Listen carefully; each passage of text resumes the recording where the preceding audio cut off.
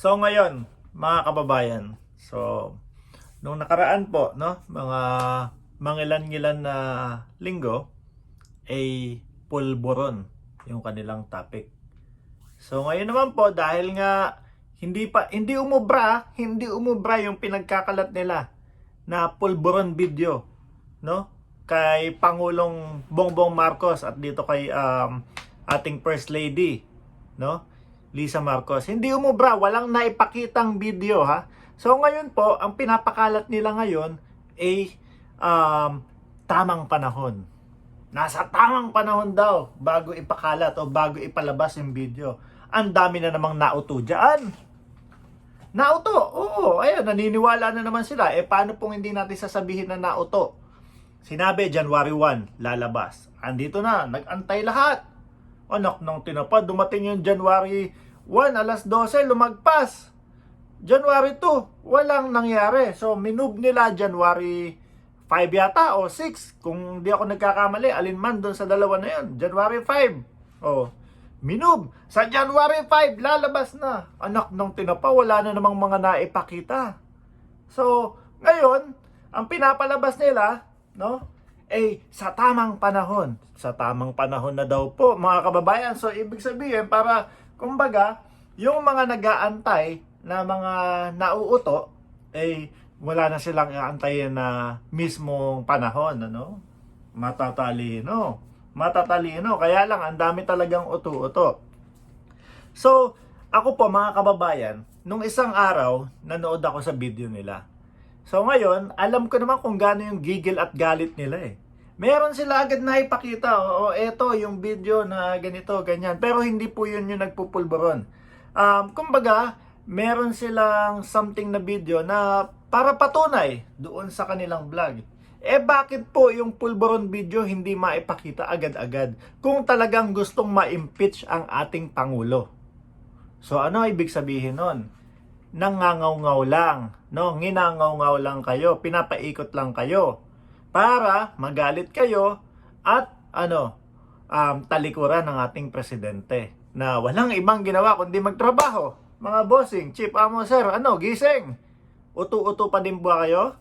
So, ngayon, dahil nga hindi umubra yung pulburon video, no? Lipat po sila ngayon. Drug test. Drug test naman, sinisigaw nila. Ngingiwi-ngiwi yung presidente nyo, bakit hindi magpa-drug test? Kung yung pulburon video nyo nga na iniya ako sa hindi nyo mailabas at wala kayong mailabas at wala kayong mapatunay, bakit tayo magpuproceed doon sa susunod na gusto nyong mangyari, yung drug test? Kung hindi nyo mapatunayan yung pulburon video ninyo. Pero mga kababayan, ang Pangulo po, kung natatandaan nyo nung panahon ng eleksyon, no po? Nung panahon ng eleksyon, sumigaw ang taong bayan. Sumigaw ang taong bayan. Ano sabi? Magpa-drug test lahat ng presidentiables. Yung interview po ng ating Pangulo kay Katunying Taberna, unang-unang nagpa-drug test si PBBM, mga kababayan. Unang-unang nagpa-drug test ang ating Pangulo. Sinisigaw ng taong bayan Sunod, syempre, ang ating presidente, no, dahil sigaw ng taong bayan, drug test agad siya. Siya yung pinakauna na nag-drug test. Ang tanong ngayon, kailangan pa bang ulitin yun? Kailangan pa bang ulitin yun na ngayon inaakusahan na naman siya, no, na nagpupulburon daw kasama ang ating First Lady Lisa Marcos. Uulitin pa ba? Kailangan pa bang ulitin talaga yon, mga kababayan? Kung yung dati inakusahan siya, nagpa-drug test siya, ngayon may pulburon video daw, walang maipakita, tapos drug test ulit, hindi naman po yata uto-uto ang ating presidente, no? Hindi naman po ata sunod-sunuran na lang. Dahil alam naman po nating lahat, no, karamihan ng mamamayang Pilipino, alam na nangangaw-ngaw na lang po itong mga to, no? Malalakas ang loob na mag-akusa kasi alam po nila na nasa ibang bansa sila, pangit na mga vlogger yung mga ganyan, hindi responsable. Dapat, pagka meron kayong akusasyon, pulburon video, labas agad. Gusto kong ma-impeach si PBBM, ilalabas ko agad tong video na to. Hindi eh. Anak ng tinapa, ang dami pang sarswela nilang sinasabi na kesyo hawak ng mga PM mayor. Yun, umabot sa punto, mga bossing umabot sa punto na talagang hindi kasi magiba eh. Etong si Pastor Pulburon, nagpauto, no? Sa isang tinatawag nilang kalapate, nagpauto si Pastor Pulburon. Biruin nyo General, uto-uto. General uto-uto at mahilig makinig ng chismis. Umabot sa punto, sa gigil nila na gustong mapabagsak ang presidente, sa gigil nila, gumawa ng mga kasinungalingan na vlog. Kesyo daw ang AFP at PNP ay, kumbaga, binubulungan na si PBBM, no? Na mag-resign na o magwi-withdraw na sa ng kanilang ng kanilang pagsuporta sa ating pangulo.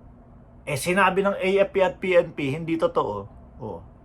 Mali po 'yon, no? Gumagawa po kayo ng kalituhan sa ating bansa. Gumagawa po kayo ng kalituhan sa taong bayan.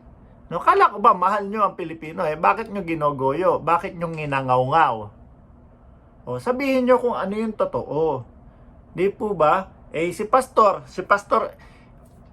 lilinawin ko po hindi po ang tinutukoy ko dito ay hindi po si Pastor Kibuloy. Ang tinutukoy ko po dito, yung dating general na naging vlogger, na ngayon, pastor na, dahil nung nalaman, nakakasuhan siya, puro halos kalahati na yata ng vlog, Bible verse na ang sinasabi at meron pang, ibon pang may layang lumipad.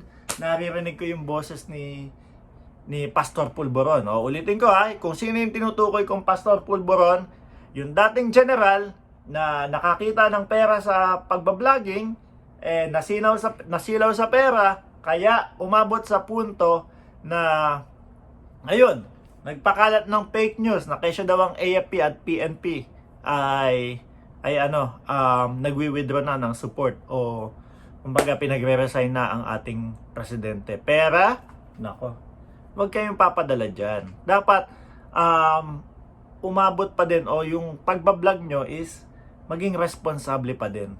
Yung wag aabot sa punto, eto madaming views to pagka sumali ako dito, malaki ang kita ko. Ayun, mukhang Zelda ang kahihinatnan. Mali po yun. Sayang general tapos biglang nagpauto. Nagpauto sa mga chismax. Sayang po. Sayang. So yung drug test, uulitin pa ba ng ating Pangulo? Halata na lang nang uuto kayo Halata na lang pinapaikot nyo ang taong bayan Pulburon video, January 1, walang lumabas. January 5, pinangako nyo may lalabas, wala pa din. Ngayon sa tamang panahon. Ay Diyos ko Lord. Gusto nyong ma-impeach tapos ayaw nyong ilabas. Kapag na ilabas ninyo yan mga kababayan, no? Kapag nailabas po nitong mga Pulburon vloggers yung video ng Pulburon na sinasabi nila, nako po, malamang po, no? Talagang madaming Pilipino ang magagalit. Kaya lang walang maipakita. Ibig sabihin, ngaw-ngawan lang, vlog lang, no? Ay nako, nakakalungkot. Pastor, wag mo na ulit kakantahin yung ibon may layang lumipad, hindi bagay sa'yo.